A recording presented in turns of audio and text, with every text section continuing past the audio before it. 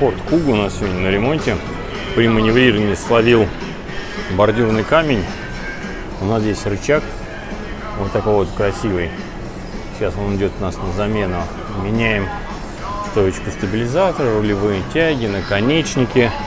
Немножко поправляем кузов, делаем антикор. Меняем, соответственно, подкрылочек. Меняем тормозные диски, колодки на передней оси. Ну и дальше на сход-развал будем смотреть, ушел у нас кулак или все обойдется малой кровью.